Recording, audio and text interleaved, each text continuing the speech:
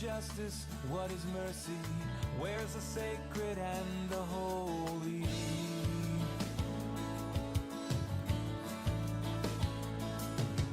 In this world full of choices, where's the truth in all the voices?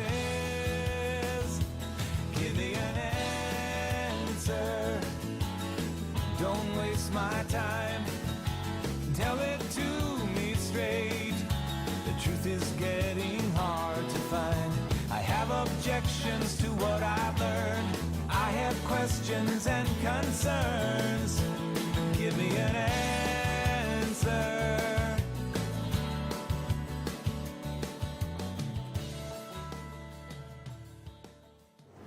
Having eyewitness accounts being considered truth, even when it's among multiple people. I'm going to go back to the UFO example. People all over the nation, all over the world have claimed to have seen UFOs. Can they all be lying? We can't know, because that's something we don't know. But it's unlikely that UFOs are grabbing people and then probing them in their intimate places. And so I think that I'm just going back to your argument. Your No, you're not. argument. You're making a totally different argument. I'm not. Yes, you are. And you better be smart enough, Ellen, to see that. And I think you are. You're a very intelligent person. I am not saying because many people believe in Jesus, Jesus is the truth. That is not my point. That wasn't my point. My point either. is an historical issue. Did the dead Christ historically rise from the dead? Over 500 people claimed to have seen him risen from the dead, and they were willing to die. Not for their belief.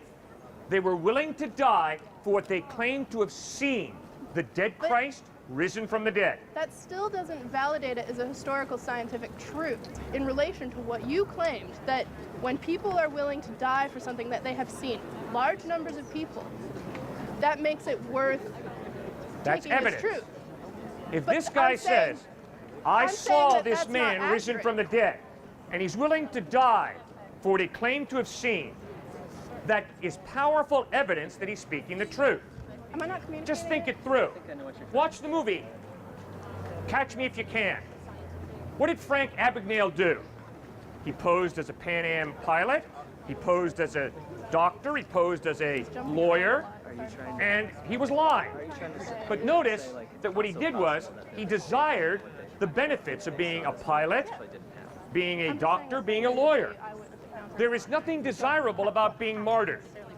But Matthew, John, Peter, James said, we have seen Christ risen from the dead, and they were willing to die for it. They gained nothing from it except their own death.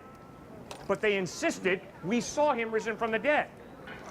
That is a powerful piece of evidence that indeed Jesus rose from the dead. What I'm saying is very much based in the scientific truth. And I know that you're saying we're talking history, but when people look back on our time, they will say, yes, there is a history of people claiming they have seen UFOs, that there is a history of that. But you're also extrapolating it to mean that there is truth in that, therefore we believe in the resurrection of Christ. And I'm saying that you can't necessarily draw the conclusion between historical fact and what you would base your life ideology on. All right, Alan, I apologize for miscommunicating. I'm going to try one more time with you. I don't think You I'm have not gotten misunderstanding my what you're point. saying. You've still missed my point, and I'm beginning to wonder what's going on. My point is not that people don't lie about what they see. They do lie about what they see at times. But just because a person lies about what they see doesn't mean that eyewitness testimony is invalid.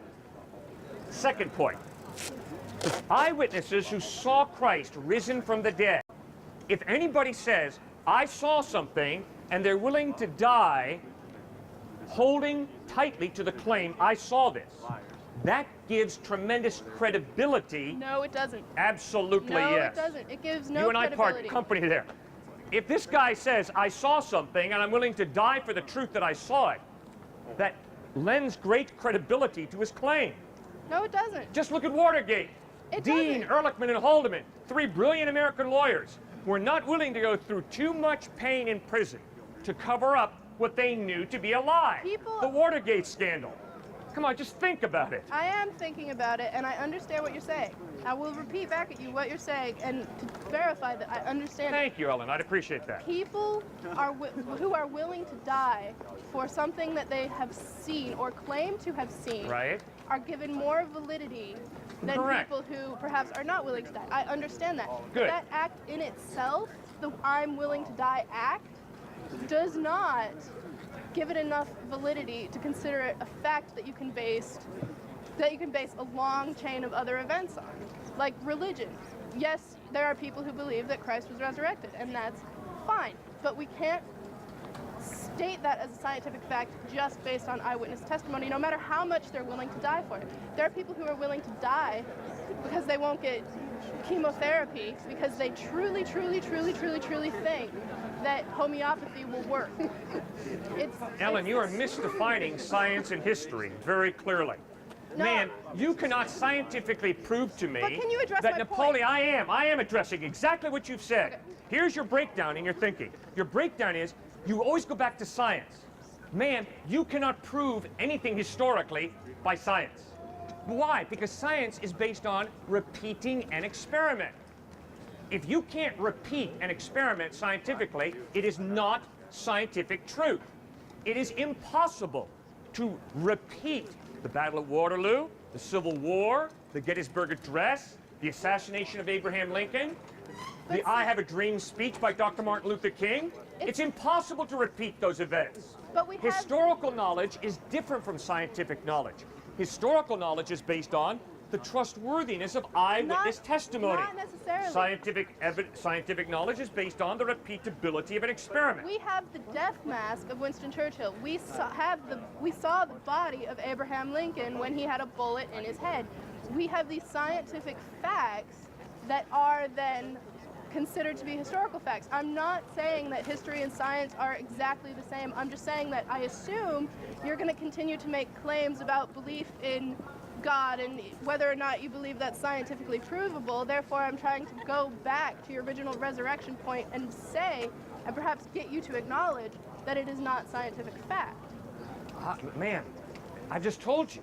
Okay, it's not Nothing from scientific history fact. can be scientifically proven. It's I just impossible. said that it can. Nothing. Yes, it can. You cannot scientifically prove that John Wilkes Booth is the guy who fired the gun that killed Abraham Lincoln. Yes, we can. You cannot prove to me scientifically that Abraham Lincoln was assassinated in Ford Theater. Yes, yes, No, we you can. cannot. That's there not was a scientific his blood proof. all over his wife and all over the booth that they were in. So There maybe was somebody a threw the bullet blood on in him his head. out of a can. Ellen? What the heck are you talking about, man? This is ridiculous now. You're No, going Ellen, into your the realm of thinking is ridiculous because you refuse to distinguish between scientific knowledge and historical No, I knowledge. do. I do say And there that is they are a different things. fundamental difference between scientific knowledge and historical knowledge. And if you aren't willing to admit that, you're going to be in trouble There's- academically. Also, there's experimental science and there's like exploratory and like discovery science. They're very different things. I think that you have this idea that science is only the scientific method, when not all science can be subjected to the scientific method. Then But it's that's not a different science. point. That's a different point. If No, you it is cannot science. repeat it in Calcutta, India, in London, England, as well as in Lansing, Michigan, it's not a scientific fact. Science is based on the repeatability of an experiment that comes out the same way 100 times out of 100. So, but there's more of a probability that it did not, right? That something amazing did not happen by accident. I have never gotten an A on an exam by accident. I have never made a basketball team by accident. I made the basketball team in college because I had an ability to put a ball through a hoop 10 feet above the ground on a pretty consistent basis. And I got A's in school because I studied and I understood the order and design of history, science, poetry, mathematics. That's why I got good grades. I flunked exams and I didn't make the starting lineup in my basketball team because I did not have the ability to bring order out of chaos by chance. I couldn't even bring order with my intelligent mind at times. So my own experience of life tells me it takes a lot of work to bring order out of chaos. It takes an intelligent mind. Because we live in a social order. No. Yes. No. We don't live in a social We don't live in a social existence. Sir, my ability to put a basketball through a hoop 10 feet above the ground I know that has nothing to do with you loving, hating me, or being my friend or not my friend. But it has to something do with you me having the joining the physical team. coordination to throw a basketball through a hoop. And I either have that coordination or I don't. Yeah. And I can promise you, people don't make the Michigan State basketball team by accident. And if they do make it by accident, you guys are going to lose every game this coming year. You know very well that the men who make the men's basketball team with Coach Izzo are very coordinated. And they can bring order out of chaos. They can take a ball from 20 feet out, shoot it, and the thing goes swish. That's why they make the team. They don't make the team because they sit out at half court and lob it, and by accident it starts going in. It's not the way life goes, guys. Because Order and design come about as a result of an intelligent mind working hard to bring it about. So you've got something far more complex in this universe than putting a ball through a hoop. You've got laws of nature that are incredibly sophisticated. It's far more reasonable to believe there's an intelligent mind behind it all than to believe it's a cosmic accident. If I may interject for a second, what you're doing is you're going back and you're saying, okay, well, whether you believe in evolution or not, something obviously started it. You're making a design argument. I get that. But what it seems to me that you're doing, and most people do with design arguments, is there's something that they can't, like that we as humans can't wrap our minds around. How did we get here? How did where we live get here? And I'm talking like from the beginning of the existence. I'm not talking about me standing here right now. Right? And the point that everybody seems to come to that makes a design argument is, well, I can't figure it out. God must have done it. I'm not saying I have the answer when I say I think that, you know, the Big Bang Theory is a little bit more probable. I'm not saying that's correct. I'm not saying that's what happened. I'm saying it seems a little bit more probable because there are tests that can be done and there's evidence that can be used to illustrate that that is a possibility, minute as it may be. Where people that make design arguments, they don't want to accept the fact that, well, I don't really know. So clearly these, you know, teachings by man are what must have obviously caused it. Like, maybe I'm putting words in your mouth, I don't know, but that seems to be where, like, that seems to be what happens in most design arguments. Sorry to hear that. My whole point is, you are making a fundamental, rational mistake. Here's what it is. You are reducing truth to scientific truth. I accept scientific truth, but I also accept philosophical truth. philosophical truth comes about by man, which is all an interlocking of electrical systems going off, creating stimulus, and it's just an interaction between beings that create thought processes. And then we put those thought processes down on paper. And we take those thought processes and try to apply them to what makes the grass green. And we've come to the point, like thunder and lightning. We've gone from believing that there's God's form for it, but now we know what causes it. What I believe religion is looking to man. It's looking upon man to describe why these things are about, instead of looking at nature and what there actually is to describe it. Can I ask you a question? Science is a study of process, how things happen. It's a great study. Modern science was begun by followers of Christ. Johann Kepler, the father of modern astronomy, as he peers out into the stars at night, exclaims, "Oh God, I am thinking your thoughts after you." The design argument is simply the same thing Kepler was doing when he was saying, I don't know what this is, clearly it was God. That's what design is. Kepler and the things that he did that with, eventually, that became wrong, and we figured out what caused those things. The design argument is not a scientific argument. It's a philosophical argument. It's a philosophical argument that asks the question, is it more reasonable to believe that there's an intelligent mind behind design and order, or is it more intelligent and rational to believe that design and order are the result of chance? That is not a scientific question. That is a philosophical question. Right. And I am open to using science to find truth, but I'm also open to using philosophy to discover truth. The question, is there an intelligent mind behind the universe or not, is not a scientific question. It is a philosophical question. Don't mix the two, please. That is why it is impossible for science to disprove God's existence. In the same way, it's impossible for science to prove God exists. Science is a simple study of process. How does the organism work? Philosophy, theology, asks the question, behind the process, however well we understand the process or not, be it thunder, lightning, be it genetic mutation, whatever, the philosophical question is it more intelligent to believe that there's an intelligent mind behind the process, or is it more reasonable to believe there's no intelligent mind behind the process? It's just a chance occurrence. I'm not disputing anything that you just said. Good. Truthfully, I'm not. Because everything every point I made about Kepler, and Kepler saying, I don't understand this, therefore God did it, that's not a scientific process. He's not saying that obviously God exists because of science, because I don't know, like, all it is science didn't come far enough and he wasn't able to understand those things, so he turned to the realm of philosophy, as you would put it, and said, okay, it was God. But when you look at these philosophical inquiries from the past that have been answered by science, I find the design argument to be incredibly weak. It's impossible for science to answer a philosophical inquiry. A philosophical inquiry, sir, is not a scientific inquiry. It is a radically different field of knowledge.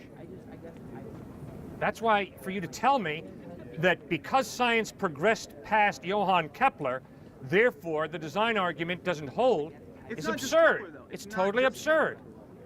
I don't care how far science progresses.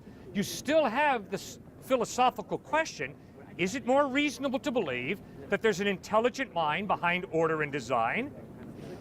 Or is it more intelligent to believe there's no intelligent mind behind order and design? So I don't care how far science progresses, you still have that philosophical, rational question. There once was a family of mice. They lived in a piano. They enjoyed the music that came from the great piano player. But one day, one of the little mice got really brave and he climbed up into the piano, and to his amazement, he found out the music does not come from the piano player. The music comes from wires that reverberate back and forth. Well, the little mouse returned to his family of mice and he said, guess what, guys? There's no piano player. I'll tell you where the music comes from.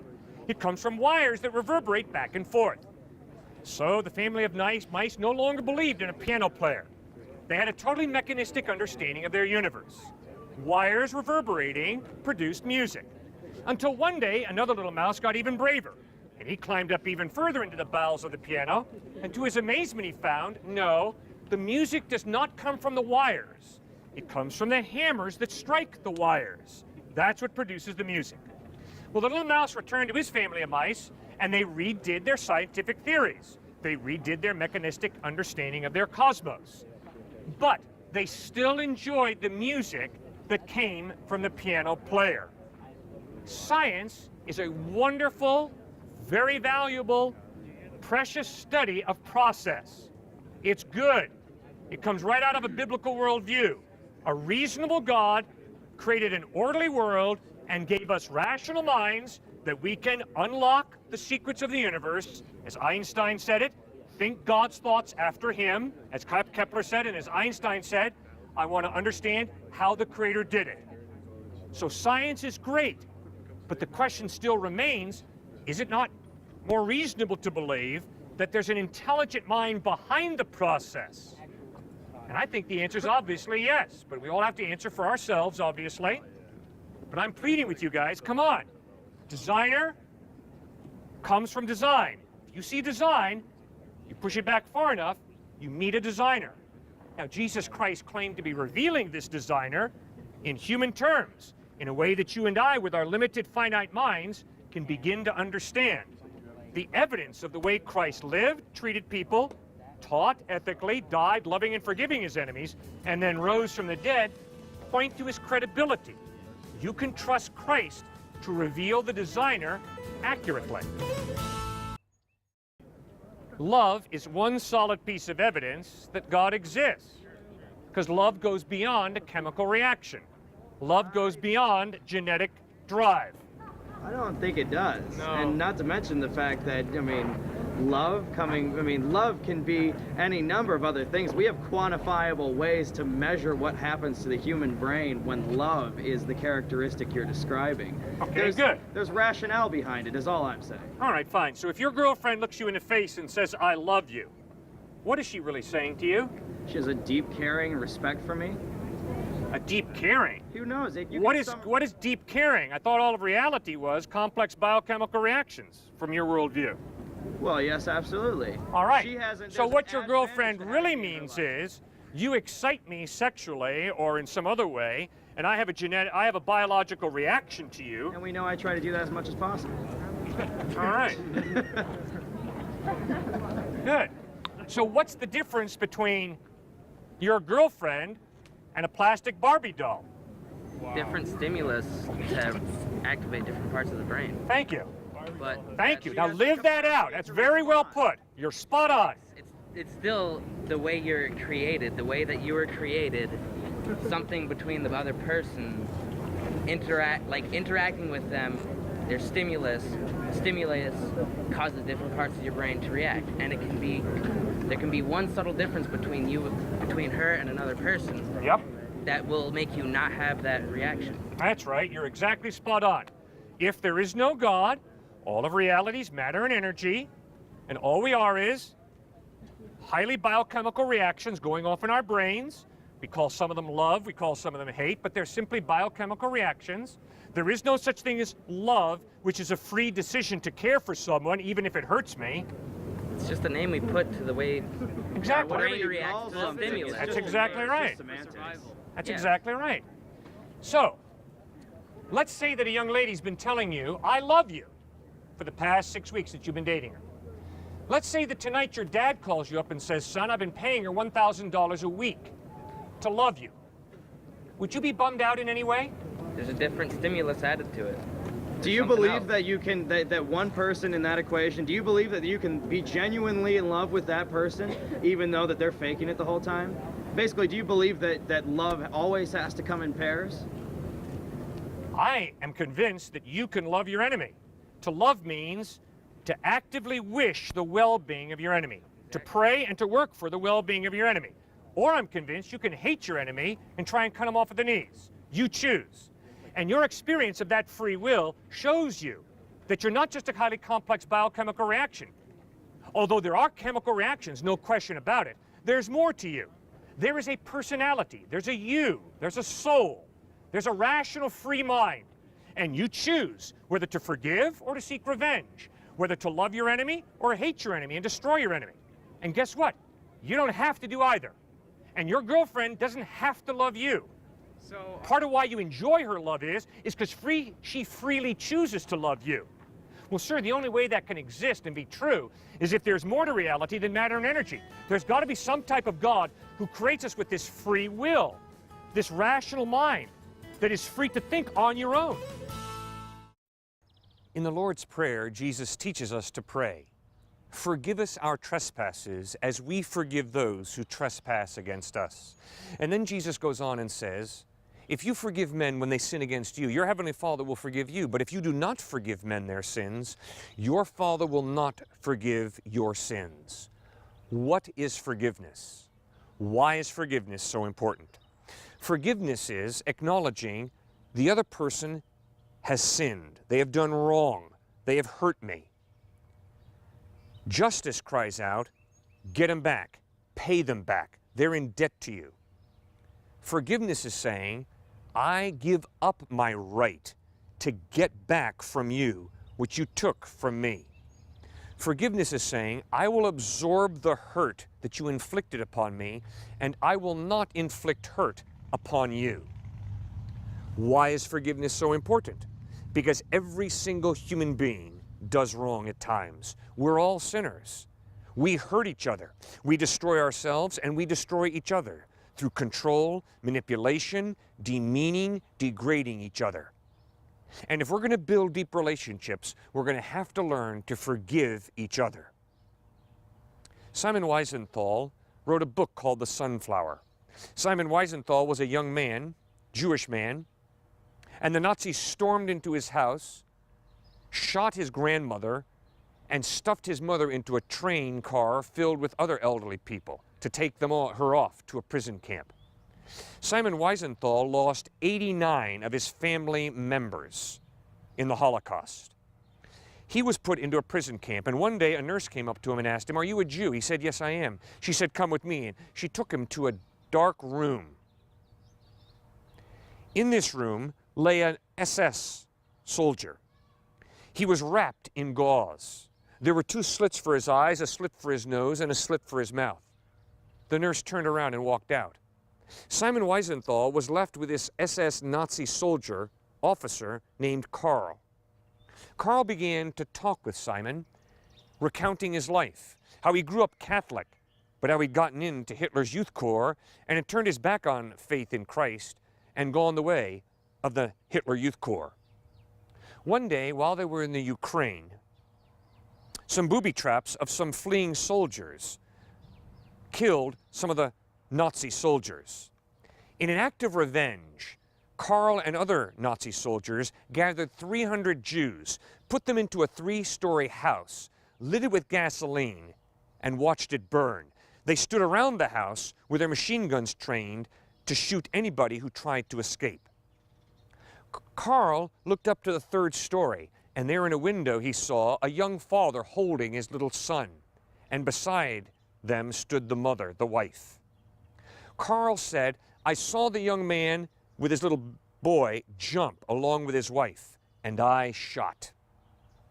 Now, Karl says, "I'm about to die, and I didn't know if there were any more Jews alive, but I wanted to find one to ask for forgiveness. Would you forgive me?" Simon Wiesenthal turned around and walked out of the room.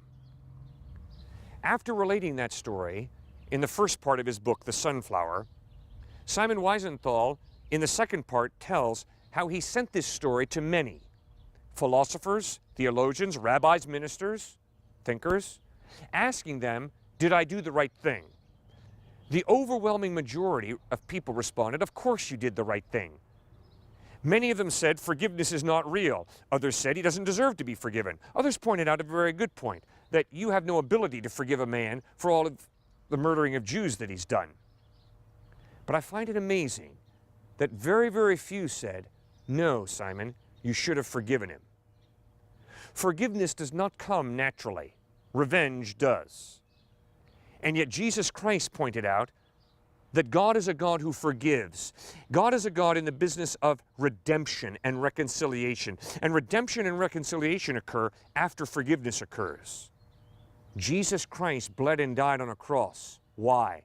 Because my sin is real, and so is yours, and so is everybody's. And God takes you and me seriously and holds us responsible for the decisions that we freely make. But He doesn't just want to hit us with justice. Instead, He sends His Son Christ to bleed and die on a cross to absorb the hit that we deserve for our wrongdoing, thereby offering us the option of forgiveness if we choose it. Have you chosen it? Have you asked Christ to forgive you for your wrongdoing? Have you put your faith and trust in Him, that He bled and died on a cross for you, to forgive you and to tie you into an eternal love relationship with the living God? Christ waits for you to make that decision. He loves you. Love does not manipulate, it does not coerce, it does not force. It waits for you to respond, for me to respond. A follower of Christ is someone who has responded from the depths of their being. They've asked Christ to forgive them, they've put their faith in Him, and they've received the gift of eternal life that God offers to all those who put their faith and trust in Jesus Christ. Isn't it time for you to make that decision, to trust in Christ, to ask Him to forgive you, and then to ask Him to give you the power to forgive others, so that you can be reconciled to God, first of all, by asking Christ for forgiveness, and then you can be reconciled to others by offering them forgiveness. That is crucial to a healthy life. God bless you as you make that decision to trust in Jesus Christ. Without a face, give me an answer. Don't waste my time. Tell it to me straight. The truth is getting hard to find. I have objections to what I've learned. I have questions and concerns. Give me an answer. Where is justice?